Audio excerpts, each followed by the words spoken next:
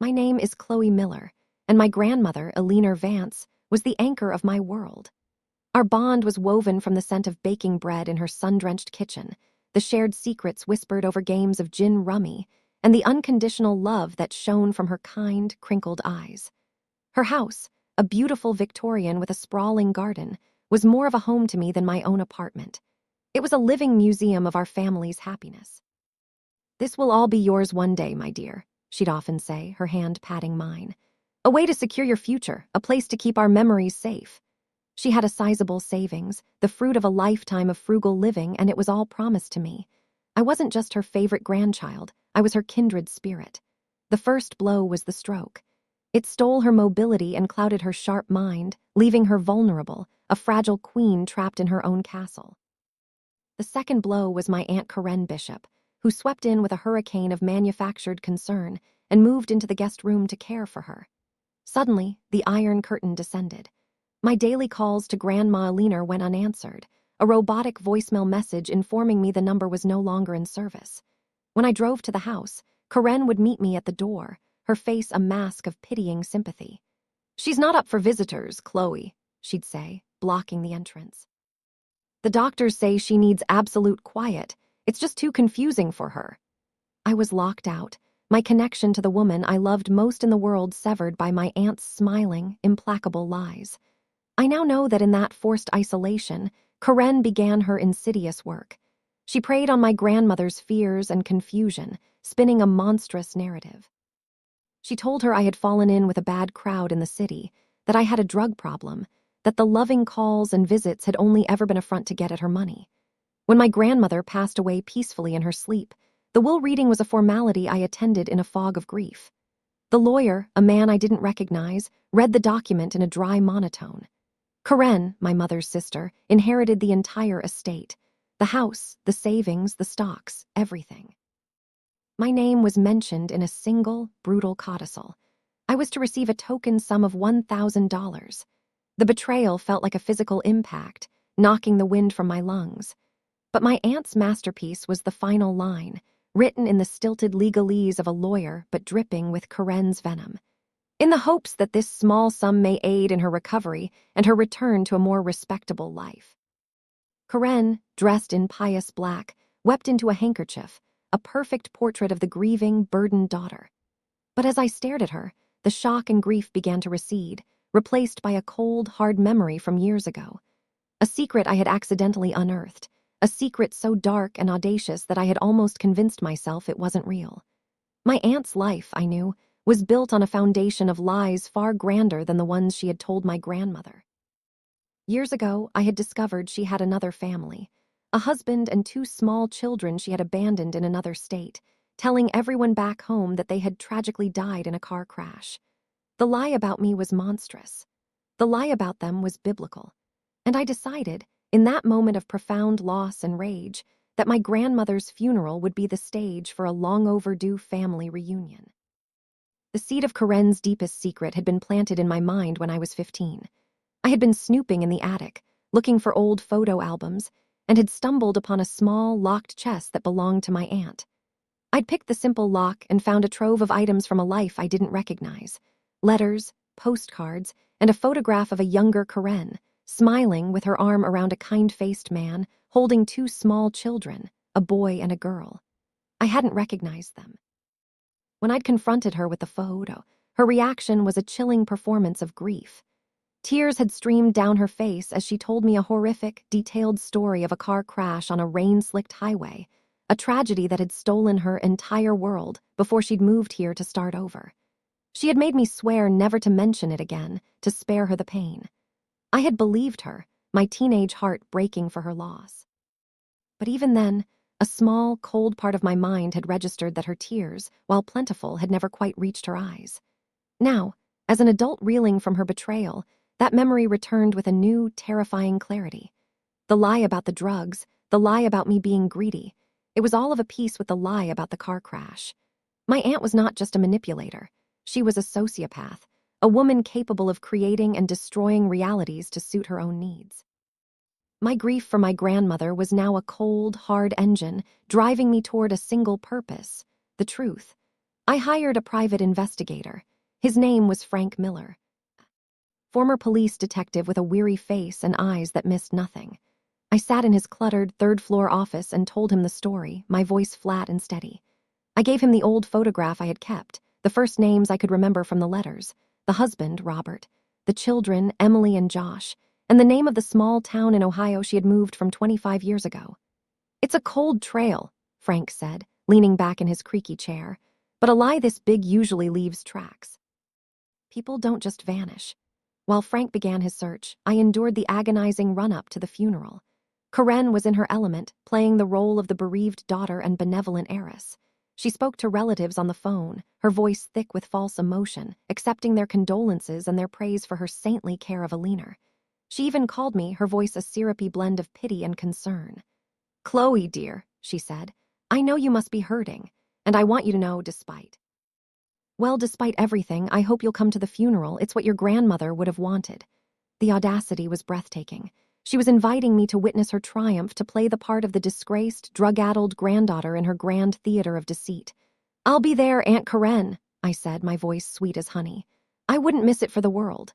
2 weeks later, Frank called. "I found them," he said simply. "They're not dead. They're living in a town about 50 miles from where she left them. Robert is a mechanic, owns his own garage. The kids are grown. Emily's a teacher, Josh is in construction. They think their mother abandoned them for a new life. They have no idea she told everyone they were dead." My heart hammered against my ribs. They were real. "Can you get me in touch with them?" I asked. "It's not that simple," Frank warned. "These are people who have been living with a deep wound for 25 years. A call out of the blue could do more harm than good." But I knew I had to try. This wasn't just about my revenge anymore. It was about them. They deserved to know the truth, to have their existence acknowledged. Frank, after some persuasion, agreed to act as an intermediary, to make the first, careful contact. The fate of my plan now rested in the hands of a family who had no idea I even existed. The conversation with Robert Peters, Karen's first husband, was the most difficult I have ever had. Frank had made the initial contact, a brief, cautious call verifying his identity and explaining that a member of his ex-wife's family had information he might find important. Robert had, with extreme reluctance, agreed to speak with me. I sat in my small apartment, my hands trembling as I dialed his number, a script of what I wanted to say laid out before me. His voice, when he answered, was gruff and wary. "This is Robert." I took a deep breath. "Mr. Peters, my name is Chloe Miller. Karen Bishop is my aunt." There was a long, heavy silence on the other end of the line. "I haven't heard that name in a long time," he finally said, his voice flat and devoid of emotion. I told him everything. I told him about my grandmother, about our close relationship, and about Karen's campaign of lies that had stolen my inheritance. Then, my voice dropping, I told him the other story. "Robert," I said, "for the last 25 years, Karen has told our entire family that you, Emily, and Josh died in a car crash." The silence this time was different. It wasn't just heavy, it was filled with a profound, palpable shock. I could hear his sharp intake of breath. She said we were dead," he whispered, the words catching in his throat.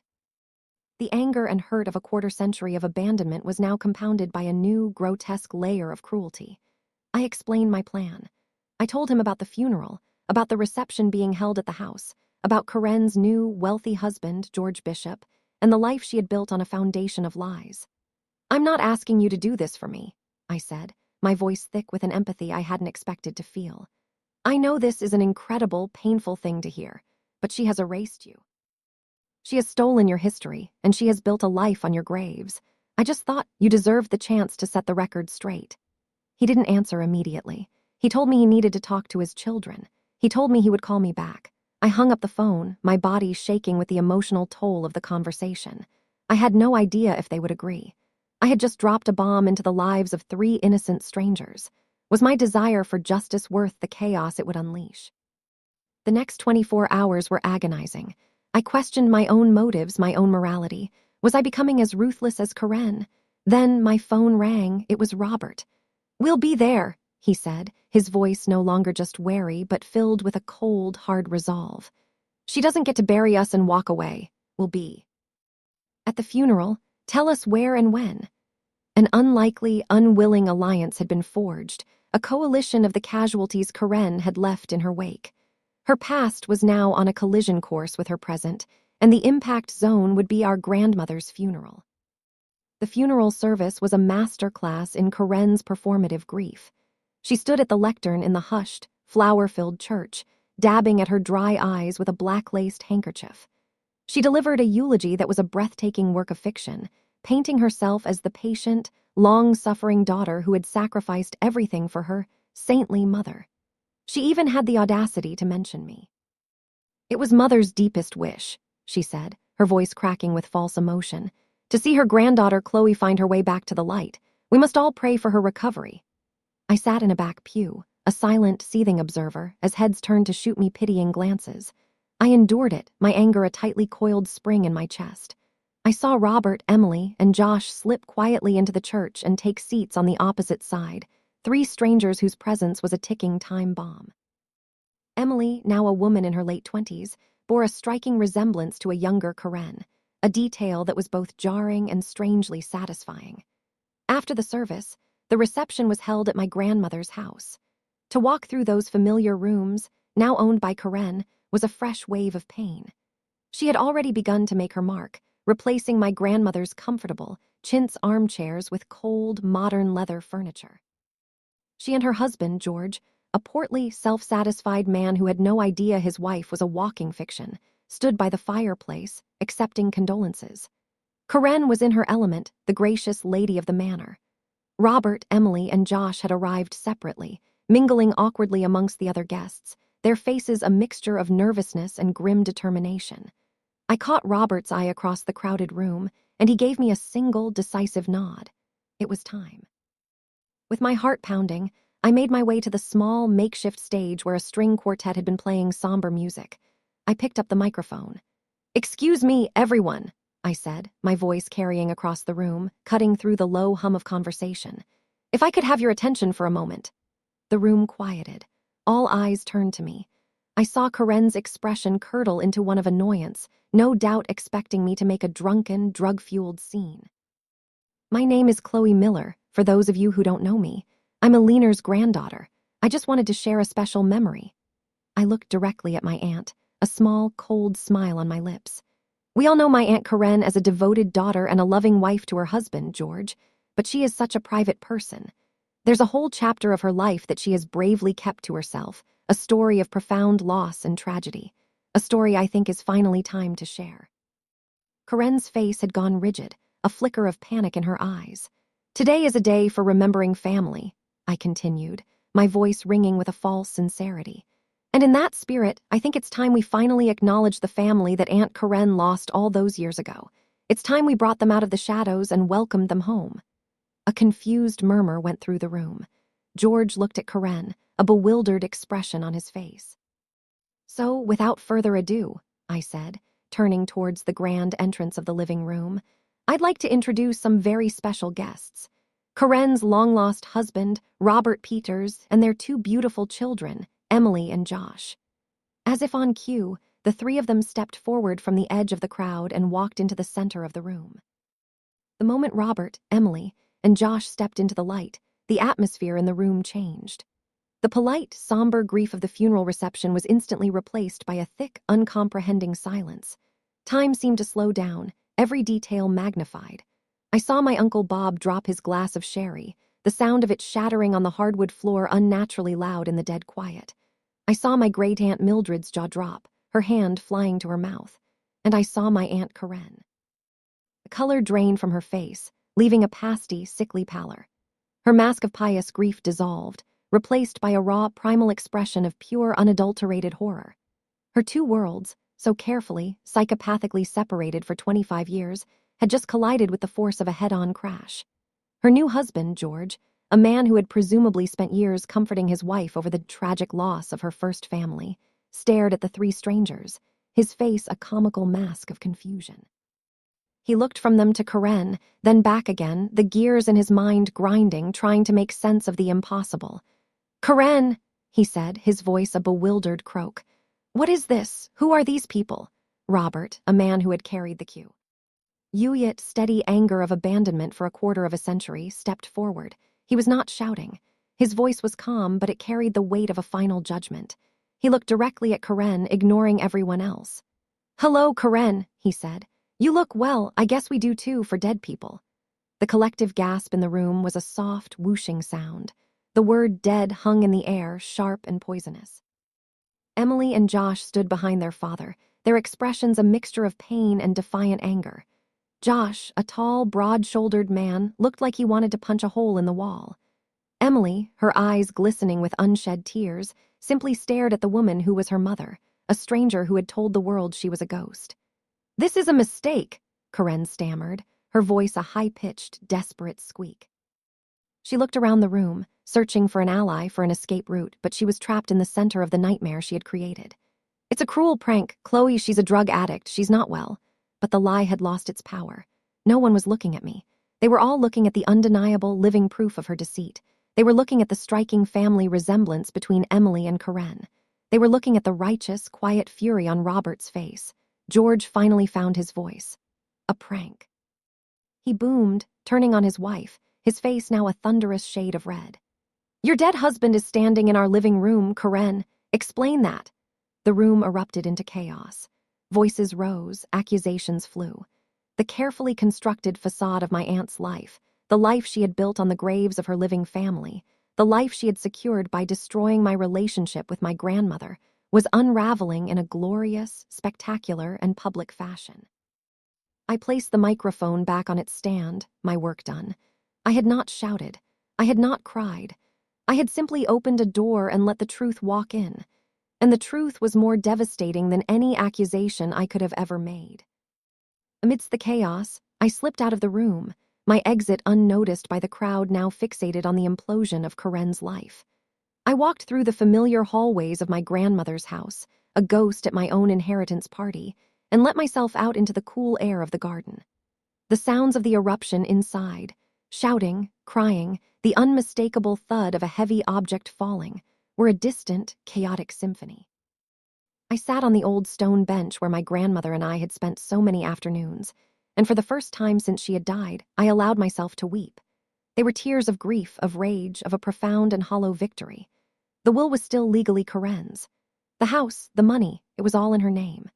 A legal battle to contest it based on undue influence would be a long, costly, and uncertain affair, especially with the drug addict narrative she had so carefully crafted. I had known from the beginning that I might never get the inheritance back. My goal had not been to reclaim the money, but to reclaim the truth. And in that, I had succeeded beyond my wildest dreams. The fallout was immediate and catastrophic for Karen. Her new marriage to George ended in a messy, humiliating divorce. He was a man obsessed with his social standing, and being married to a woman who had faked the death of her entire family was a stain he would not tolerate. He threw her out of their shared home, and his lawyers ensured she received the bare minimum in the settlement. Her reputation within our family was utterly destroyed. She was a pariah, a monster. The relatives who had offered her their pitying condolences were now looking at her with revulsion. She was ostracized, cut off from the very family she had deceived to gain her inheritance. She was left with my grandmother's house and money, but she was utterly alone, a queen in a cold, empty castle, haunted by the ghosts of the living. I did not see her again after that day. She sold the house within a year, unable to bear living in the town that knew her secret, and moved away. I had achieved my revenge. But as I sat there in the garden, the victory felt complex and bittersweet. I had exposed a monster, but I had done so by turning my grandmother's memorial into a spectacle. I had brought 3 innocent people, Robert, Emily, and Josh, into a world of pain, forcing them to confront their deepest wound on a public stage. Justice had been served, but it had come at a high cost, leaving a trail of wreckage that extended far beyond just Karen. The days that followed the funeral were a blur of phone calls and family drama.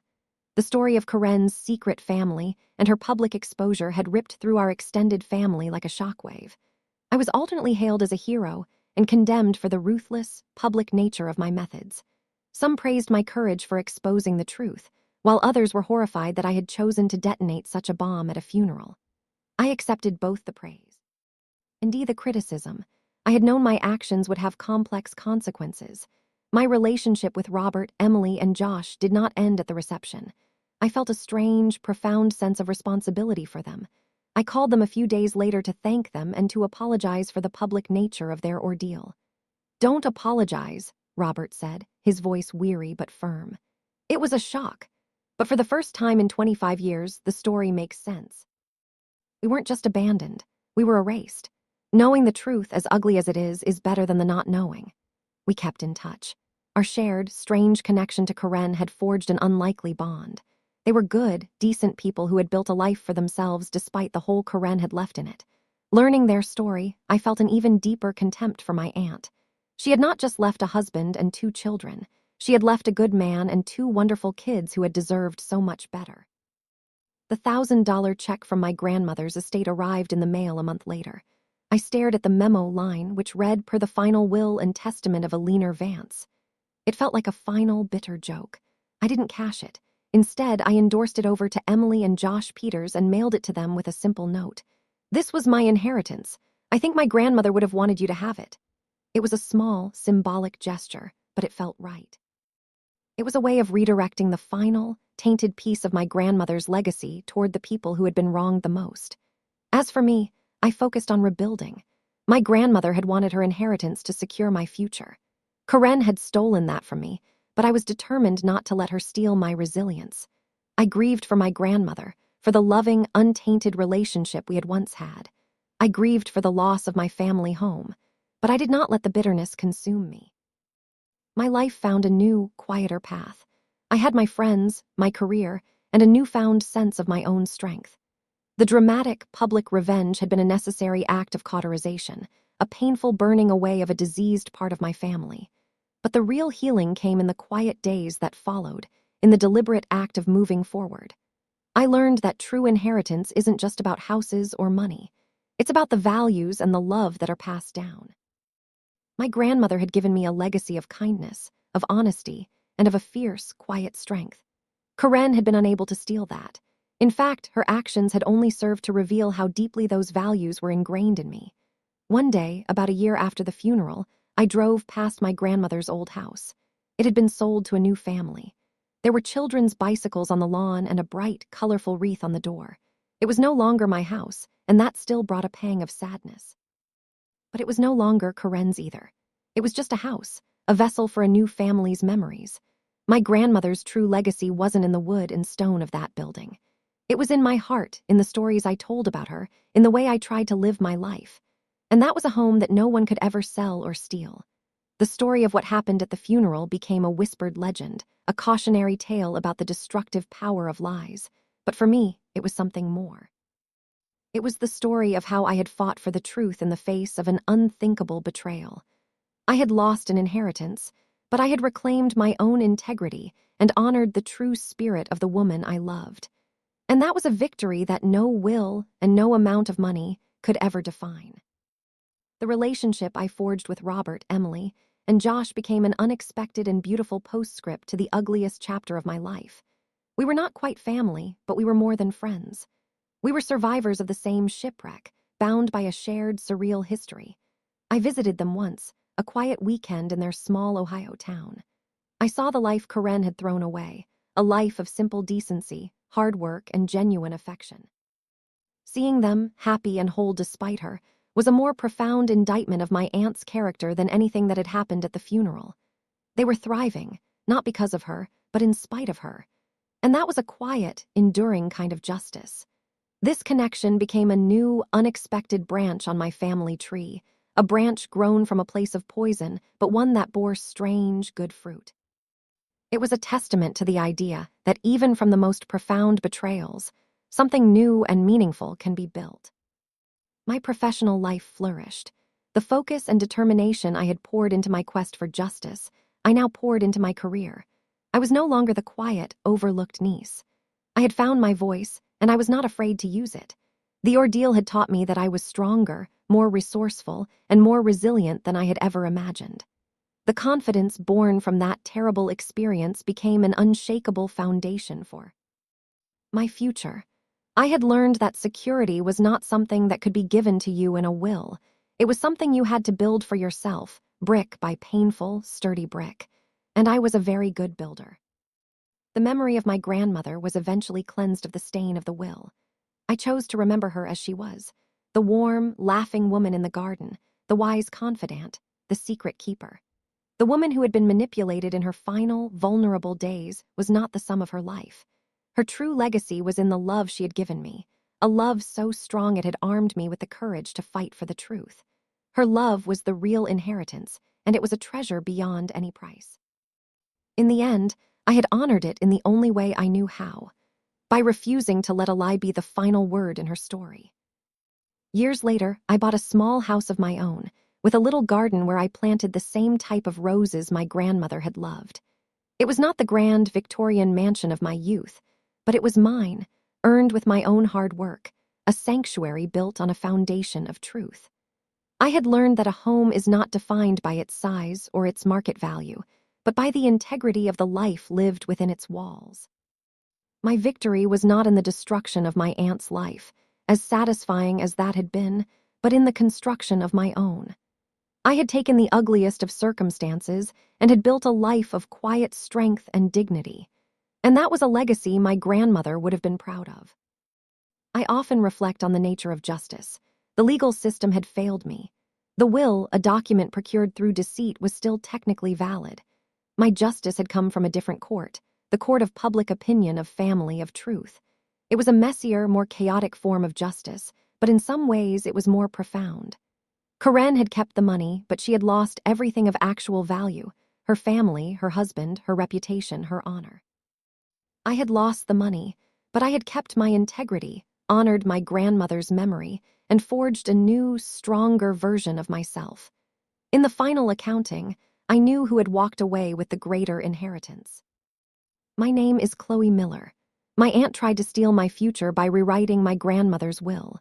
She didn't realize I held the pen to a much older, more powerful story, the truth. And in the end, I used that truth to write a final chapter she never saw coming. It was a story of justice, of resilience, and of the unshakable power of a family's hidden history.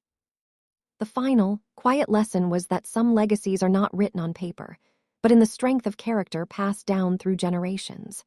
My grandmother's true gift to me was not her house or her savings, but the quiet, unyielding courage to stand up for the truth, no matter the cost. In the battle against my aunt, I had been forced to draw on that legacy, and in doing so, had discovered it was the most valuable inheritance of all.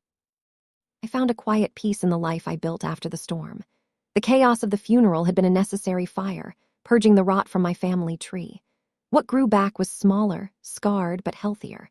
My relationship with the cousins and uncles who had stood by me deepened.